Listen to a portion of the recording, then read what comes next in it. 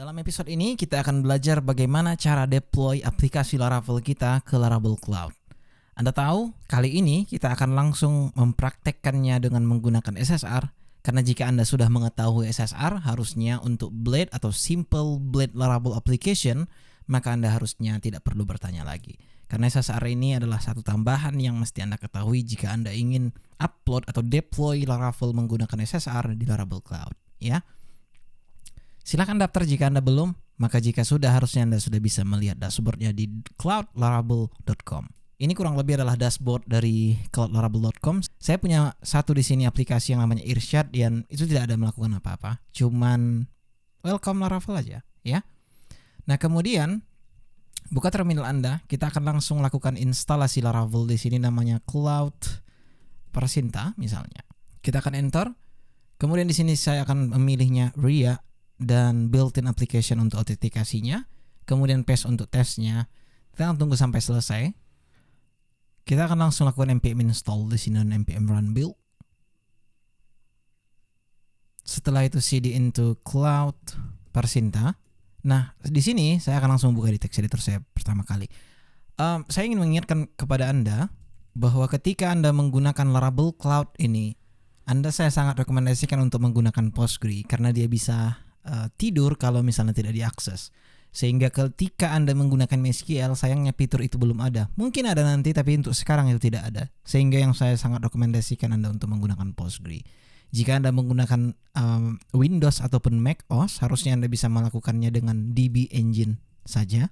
Kemudian di sini akan harusnya Anda bisa install apa yang Anda inginkan drivernya. Entah itu MySQL, Postgre. Karena saya bilang tadi Postgre, maka Anda install untuk Postgre. Setelah itu tentunya Anda bisa membukanya di Table Plus harusnya ya, jika Anda menggunakan Table Plus saat ini. Alright, yang paling pertama, mari kita setting dulu untuk env-nya. Karena by default dia akan menggunakan SQL di sini. Kita akan langsung ganti menggunakan PGSQL. Untuk default dari Postgre itu sendiri adalah 5432 untuk portnya. Kemudian Cloud Persinta untuk nama database-nya. Kemudian saya akan buat di sini Postgres, ya. Setelah itu, mari kita lakukan PHP Artisan migrate. Alright, coba kita buat aja di sini npm run build. Kemudian dia harusnya bisa kita buka langsung di browser, ya, menggunakan Her Open karena saya menggunakan Her di sini. Registrasi, kemudian create account, dan harusnya jika kita lihat di Table Plus sekarang harusnya akan sudah ada untuk Cloud Persinta. Kemudian kita lihat usersnya sudah ada di sini. Very cool. Sekarang kita bisa lanjut untuk membuat repositorinya. Anda bisa langsung ke github.com, kemudian buat repository baru di sini dengan nama apapun lah, ya kan. Coba kita buat aja di sini Cloud Persinta.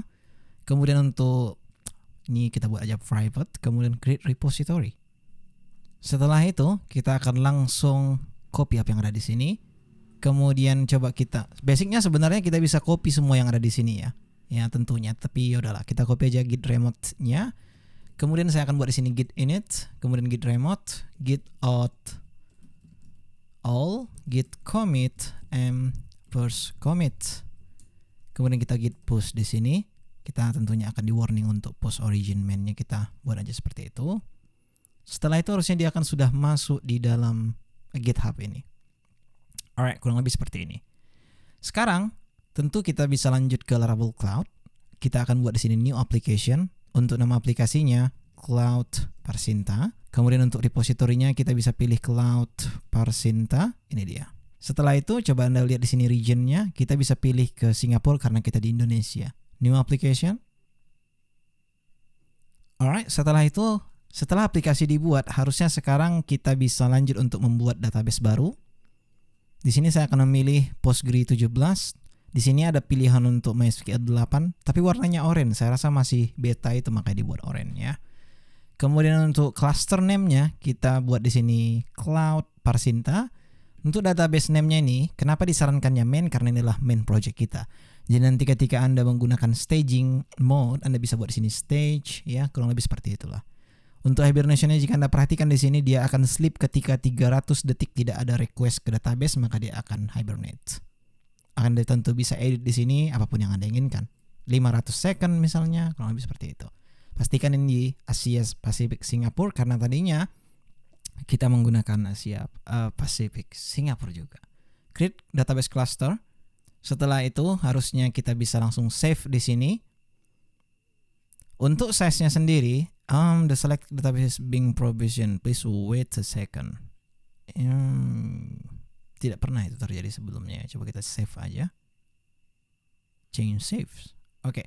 Sekarang coba kita lihat pada application size-nya. By default dia merekomendasikan kita untuk menggunakan 512. Since ini hanya testing untuk authentication saja karena kita menggunakan Laravel starter kit, sehingga harusnya 256 sudah cukup. Kita save. Alright, sekarang harusnya kita bisa deploy. Kita deploy dulu. Ini akan makan waktu sampai 3 menit ya. Kalau saya tidak salah begitu, 2 sampai 3 menit lah. Pertama dia lakukan ini bisa dibilang upload lah, ya kan. Ini jika Anda perhatikan ini masih running, ini pending. Anda tentu bisa expand semuanya jika Anda ingin melihat apa yang dilakukannya behind the scenes, ya. Ya, dia melakukan instalasi Composer untuk vendornya, kemudian dia melakukan npm run build dan npm install tentunya. Kemudian ini pushing application, ya, clean up from uploading application. Ya, kurang lebih ini mempull persiapan untuk deploy-nya lah, kurang lebih seperti itu. Nanti harusnya logo ini akan berganti menjadi tanda panah ke atas ya, karena ini masih deploy. Nah, ini dia, deploying. Ini akan memakan waktu agak lama ya, karena jika kita perhatikan di sini totalnya itu masih 55 detik untuk build-nya. Kemudian deploy-nya masih jalan.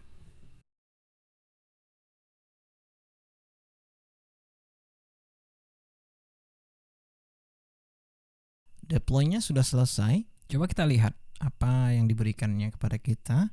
Domainnya, karena ini akan sangat random ya. Cloud Parsinta main Laravel Cloud. Ya, kurang lebih ini dia. Nah, sekarang harusnya mungkin Anda penasaran bagaimana cara membuka database-nya, bagaimana kita tahu kan gitu. Coba kita perhatikan pada environment tadi. Sorry, saya harus klik langsung environment. Kemudian Anda lihat di sini untuk database-nya, kita bisa view credential. Kita bisa lihat pada deep link yang ada di sini.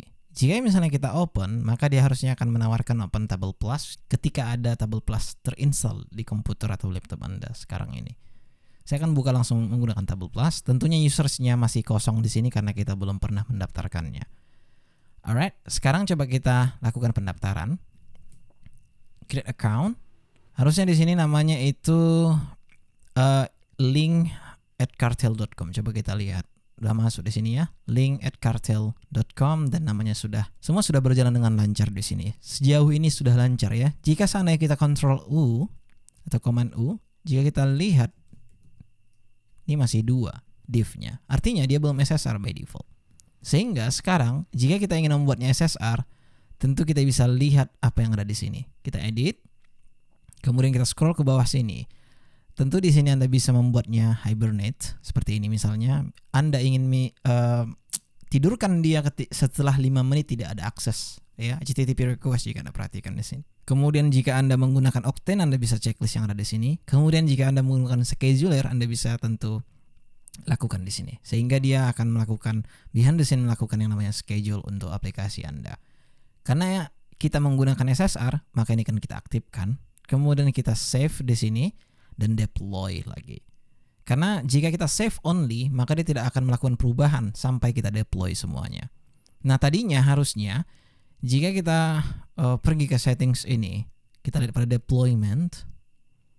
Tadinya harusnya di sini npm run build, tapi nggak tahu setelah ini apakah digantinya SSR atau tidak, saya juga nggak tahu. Tapi coba kita lihat aja. Jika Anda ingin enable deploy hook-nya, Anda tentu bisa buat di sini ya.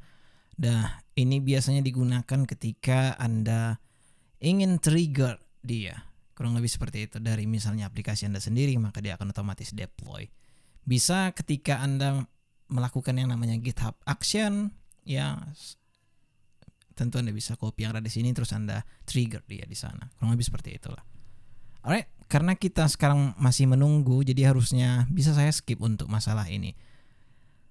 Tentu di sini Anda bisa membuat bucket bucket ini ada hubungannya dengan AWS S3. Jika Anda ingin membuat semacam storage, maka Anda bisa create bucket yang ada di sini. Maka dia akan langsung pergi atau langsung connect lah bisa dibilang ke AWS-nya. Ini akses key-nya nanti akan diberikan kepada Anda tanpa Anda harus kotak-katik di AWS-nya sendiri, which is very cool. Tapi intinya semua ini easy karena emang harusnya sesuai dengan budgetnya gitu. Karena Anda tahu semakin banyak yang akses website Anda sendiri akan semakin banyak bayarannya. Untuk Parsinta sendiri saya bisa perkirakan ya, itu bisa dibilang sampai bisa jadi $70 kayaknya atau $100 bahkan per bulannya. Include sama paketnya ya, yang production tadi yang harusnya kita bisa assign domain. Karena pada saat ini jika Anda tahu, kita pergi ke settings, di domains ini itu tidak akan bisa diganti kecuali yang berakhiran dengan Laravel Cloud. Misalnya Anda ingin membuat Parsinta Cloud Laravel Cloud misalnya, ya itu bisa. Ya. Tetapi ya masalahnya itu tidak sangat luar biasa ketika misalnya kita masih membawa Laravel Cloud-nya. Bagaimana jika kita ingin membuat domain sendiri misalnya parsinta.com? Maka Anda harus upgrade di sini. Upgrade dalam arti di sini Anda bisa pilih production itu sekitar $20 per bulan. Tambah 80 lah bisa dibilang untuk per bulannya ketika Anda menggunakan Laravel Cloud. Kalau aplikasi Anda misalnya seperti Parsinta, ya. By the way, saya di sini ada contoh sebenarnya yang lain untuk aplikasi yang sangat lama. Ini pertama kali saya upload dulu waktu ketika Cloud dirilis. Sehingga jika Anda perhatikan, ini adalah tanda ketika aplikasi tidak pernah dibuka, ya.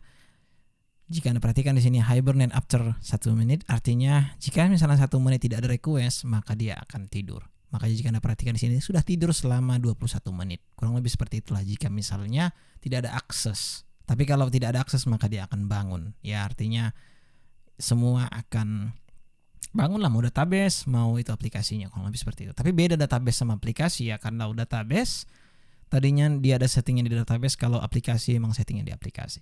Sekarang deployment sudah selesai untuk yang kedua, sehingga sekarang jika kita refresh, coba kita lihat lagi biopack source-nya apakah sudah SSR, dan nampaknya belum juga di sini. Tahu kenapa? Itu hanya karena sebenarnya pada, coba ini kita lihat dulu pada application-nya, pada main ini harusnya.